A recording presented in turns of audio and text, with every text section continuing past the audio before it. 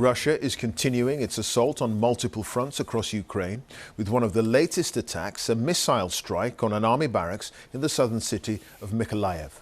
Reports suggest at least 45 Ukrainian soldiers were killed.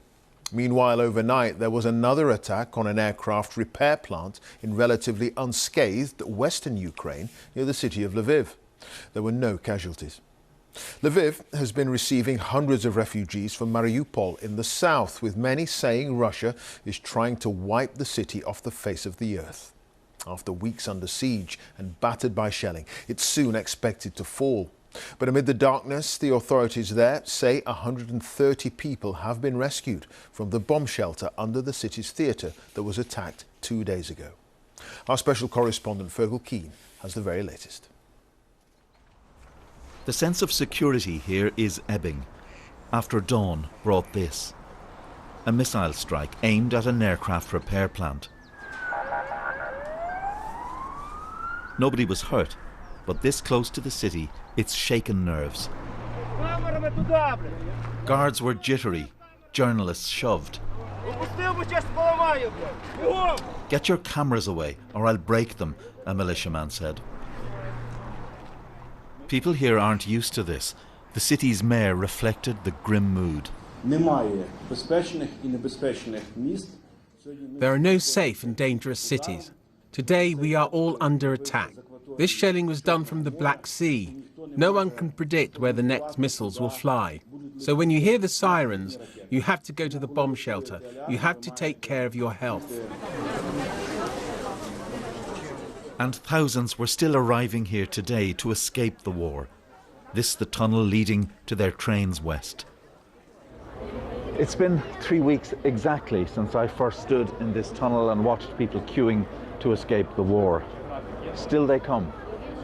From Mariupol, from Kharkiv, from Kyiv, from Bucha, from Kherson, and many other places whose names or deaths we do not know. These are the first arrivals from besieged Mariupol. 350 people. This little boy, whose composure is its own statement of determination. After the hell he has left behind. A city where killing is piled upon killing.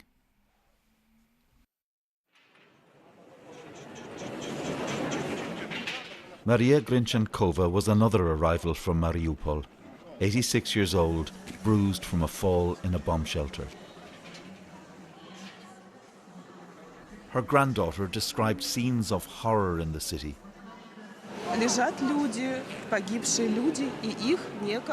There are dead people lying around and no one to take them.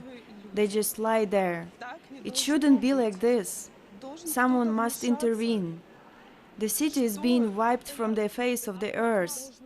There is nothing alive. All the roads are shelled. There are trees torn up by their roots. It's like a horror film. There are now 200,000 displaced people finding shelter in Lviv, and today Maria became one of them.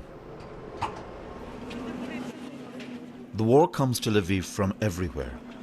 Maria Honcharova and her children are from Avdiivka in the east. She's a single mother who lost her leg in an explosion at the start of the conflict 8 years ago and has now had to flee her home for the second time. A new, more brutal shelling has begun. The civilian population is suffering. There is shelling all around Ukraine now. I want to save the lives of my children because we have suffered already. We travelled through the whole of Ukraine. There is no safe space anymore. In Lviv, they've placed these children's strollers in a central square, one for each child killed so far in this war. 109 young lives gone. And more threatened with each passing hour. Fergal Keane, BBC News, Lviv.